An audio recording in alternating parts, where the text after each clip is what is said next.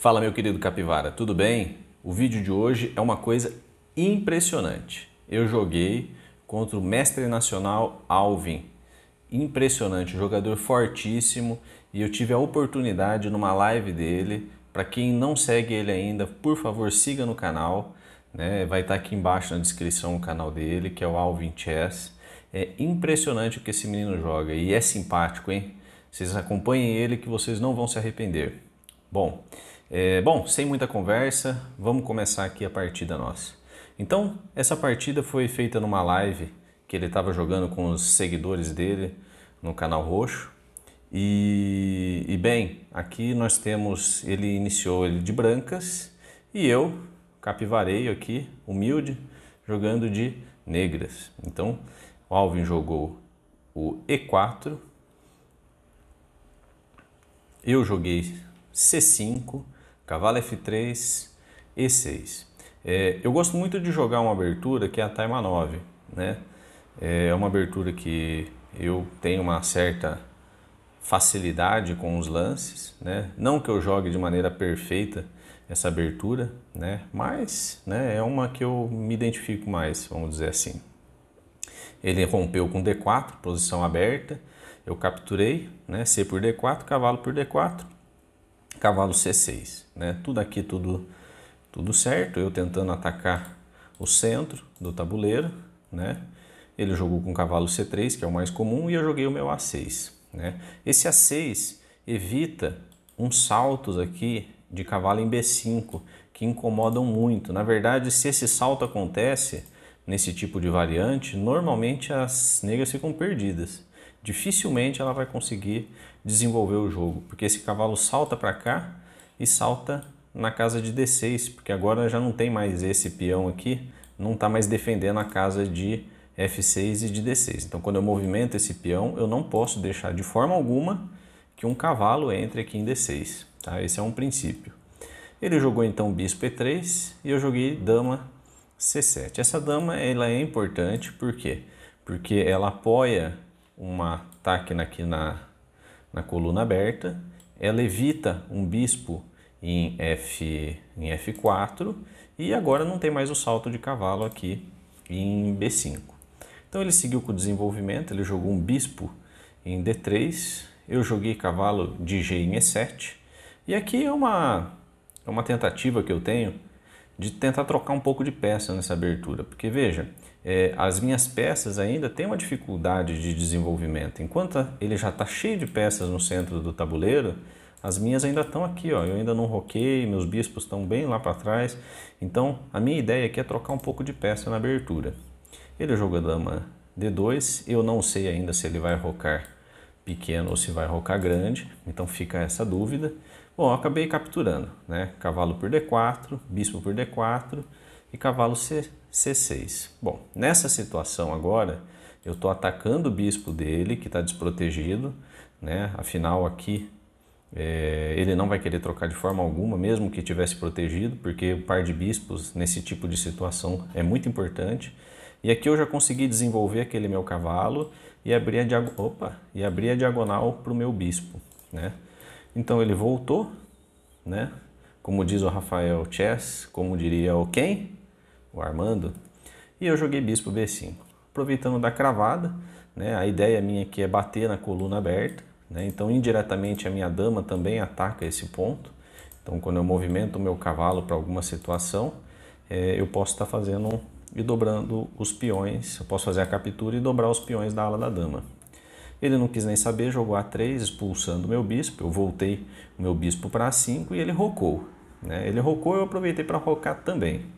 Então nossos dois reis foram para o canto do tabuleiro e ele então começou a atacar na coluna aberta dele, né? Então ele tem essa coluna aberta e eu tenho a coluna de C. Então cada um joga onde pode, né? Então a ideia dele é bater nesse peão meu aqui de D7. E eu joguei B5. Então B5 é para quê? É para eu conseguir jogar o meu bispo aqui nessa diagonal. Eu jogo meu bispo na diagonal, jogando ele em B7. E além disso eu ganho um pouco de espaço na ala da dama. E pode futuramente ter uns planos de cavalo aqui e cavalo C4, né? Então, eu gosto muito desse tipo de situação. E aqui ele jogou um lance que é o F3, né? F3, então, é um lance que não é ruim, tá? Mas é um lance que eu não esperava, vamos dizer assim, né? O Alvin, partindo do Alvin, eu esperava um lance F4, F5, né? Ele sempre gosta de uma adrenalina.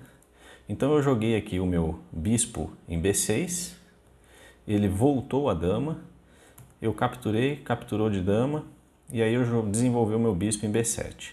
Então agora minhas peças estão no jogo, né? Conectei as torres e estou aqui, agora eu tenho que bolar um plano. Ele jogou então a torre em D2 para dobrar as torres na coluna aberta. E aí eu joguei a minha torre também aqui na coluna. Só que daí eu percebi que aqui não vai abrir nunca.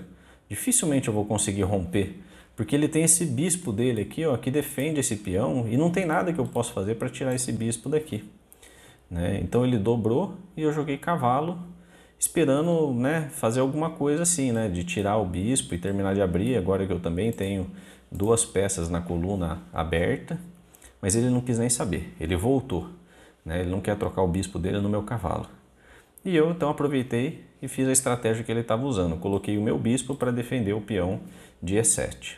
Ele jogou então um H3, eu vi que ele estava meio sem lance, né, meio sem plano, vamos dizer assim. E eu joguei meu cavalo em G6. Cavalo G6, ele voltou o cavalo em E2. A ideia dele é defender essas duas casas, porque a minha dama daqui a um pouco está entrando aqui, né? O cavalo está tendo um apoio para entrar na casa de F4. Então eu joguei dama em E5. E eu acho que esse lance ele não percebeu a malandragem. Ele achou que era simplesmente para atacar o peão de B7, né? Então ele jogou C3. Mas a verdade é que esse lance guarda um D5. E aqui eu estou explorando um tema de que a dama dele está sem defesa, né? A dama dele está no ar ali. Então ele não pode capturar o meu peão, porque senão a dama está caindo, né? Então ele não pode fazer isso, né? Esse lance eu lembro que ele perdeu um tempinho a mais pensando e jogou aqui uma torre em E4. Torre E4, eu capturei, ele capturou e aí veio F5, né? F5, a minha ideia é abrir a coluna F para minha torre, né?